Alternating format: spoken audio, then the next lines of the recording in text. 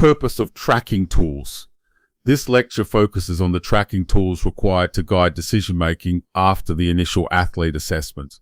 Before building a plan, you must establish systems that allow you to monitor change over time and adjust appropriately. These tools support daily, weekly, and long-term tracking.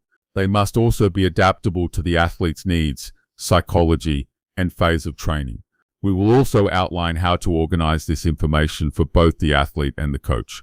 Finally, you will see how these tools are applied through a practical check-in process for both self-coaching and client management. Assessment, framework, and tool coverage.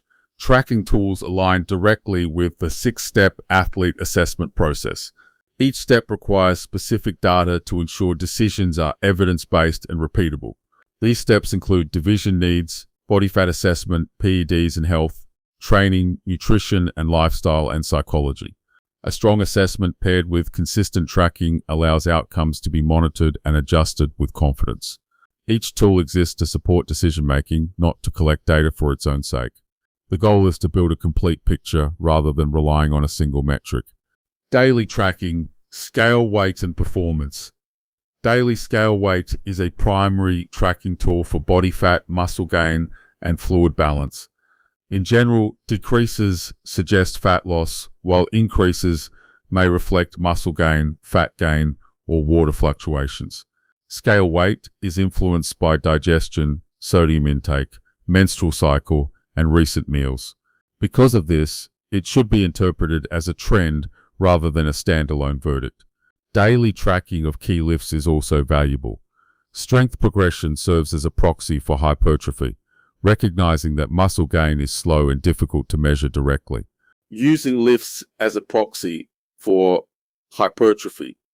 Tracking every exercise may be unnecessary, especially in high-volume programs. Instead, focus on main lifts that reflect progress in emphasized muscle groups. Increases in load and repetitions across multiple sets combined with rising body weight suggest muscle gain over time. While strength gain does not guarantee hypertrophy, it is one of the most practical indicators available. Performance data becomes more meaningful when evaluated alongside visuals and measurements. Together, these tools help confirm whether progress is occurring. Weekly tracking, visuals, and waist measurements.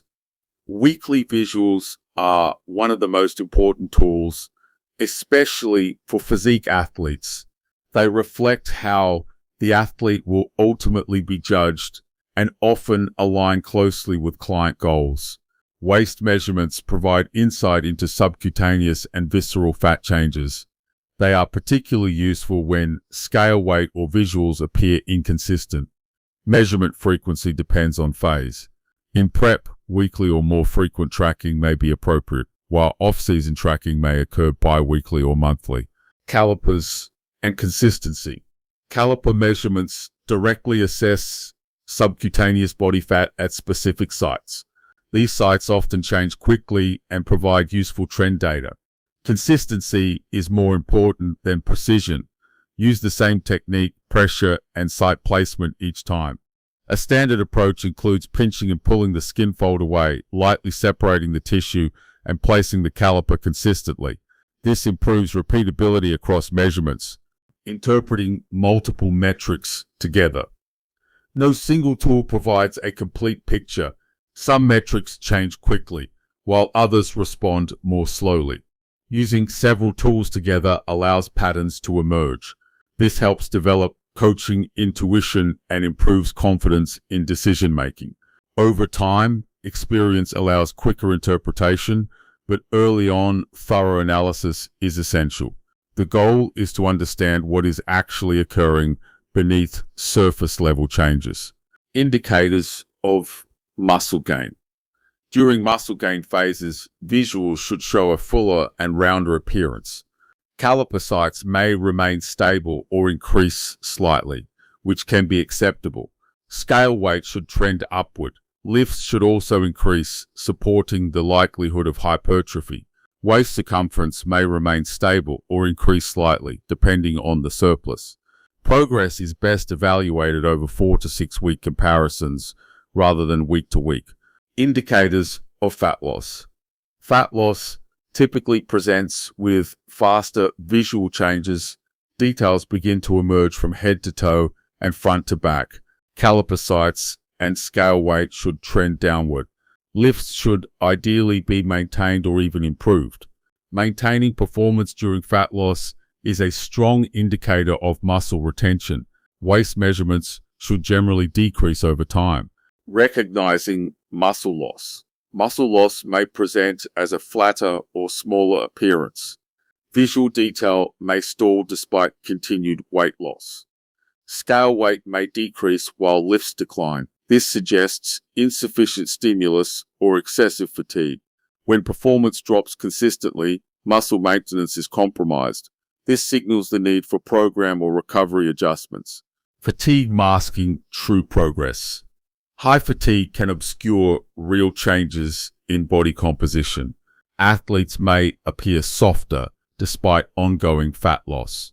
Calipers and scale weight may stagnate or fluctuate due to water retention. Performance may decline as recovery resources are depleted.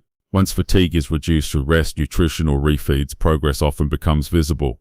This is why multiple tools are necessary to reveal the full picture. Final takeaway on tracking systems. Tracking tools exist to clarify what is happening, not to create noise. When used together, they allow accurate interpretation of progress. These systems support both self-coaching and client coaching. They enable consistent decision-making across different phases and athletes. The objective is to paint a clear picture of reality. This clarity is what allows effective adjustments and long-term success.